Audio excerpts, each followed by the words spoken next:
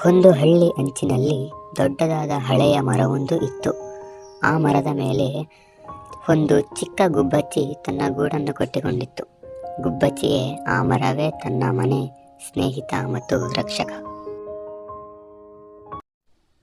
ಒಂದು ದಿನ ಭಾರೀ ಗಾಳಿ ಮತ್ತು ಮಳೆ ಬಂತು.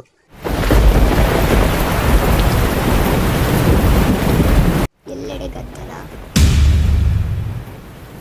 ಗುಬ್ಬಚ್ಚಿಗೆ ತುಂಬಾ ಭಯ ಆಯಿತು. ಅಯ್ಯೋ, ನನ್ನ ಗೂಡು ಹಾರಿ ಹೋಗಿಬಿಟ್ಟರೆ ಏನು ಮಾಡಬೇಕು ಎಂದು ಅದು ಅಳಲು ತೊಡಗಿತು. ಅಷ್ಟರಲ್ಲಿ ಮರ ನಿಧಾನವಾಗಿ ಹೇಳಿತು, ಭಯಪಡಬೇಡ ಚಿಕ್ಕವಳೇ, ನಾನು ಇದ್ದೇನೆ, ನಿನ್ನನ್ನು ರಕ್ಷಿಸುತ್ತೇನೆ. ಗಾಳಿ ಎಷ್ಟೇ ಬಲವಾಗಿ ಬೀಸಿದರೂ ಮರ ತನ್ನ ಬಿರುಗಾಳಿಯನ್ನು ಬಲವಾಗಿ ನೆಲಕ್ಕೆ ಹಿಡಿದಿತ್ತು. ಮಳೆ ನಿಂತಾಗ ಗಾಳಿ ಶಾಂತವಾಯಿತು. ಗುಬ್ಬಚ್ಚಿಯ ಗೂಡು ಸುರಕ್ಷಿತವಾಗಿತ್ತು. ಮರುದಿನ ಬೆಳಿಗ್ಗೆ ಗುಬ್ಬಚ್ಚಿ ಹರ್ಷದಿಂದ ಹಾಡಿತು. ಅದು ಮರಕ್ಕೆ ಹೇಳಿತು, ನೀನು ಇಲ್ಲದೆ ಇದ್ದರೆ ನಾನು ಉಳಿಯುತ್ತಿರಲಿಲ್ಲ, ಧನ್ಯವಾದಗಳು. ಮರ ನಗುತ್ತಾ ಹೇಳಿತು, ನಾನು ನಿನ್ನನ್ನು ರಕ್ಷಿಸಿದೆ. ನೀನು ನನ್ನ ಮೇಲೆ ಗೂಡು ಕಟ್ಟಿಕೊಂಡು ನನಗೆ ಸಂಗೀತ ಕೊಟ್ಟೆ.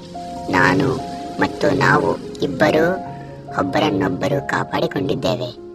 ಆ ದಿನದಿಂದ ಗುಬ್ಬಚ್ಚಿ ಪ್ರತಿದಿನ ಮರದ ಮೇಲೆ ಸಂತೋಷದಿಂದ ಹಾಡುತ್ತಿತ್ತು.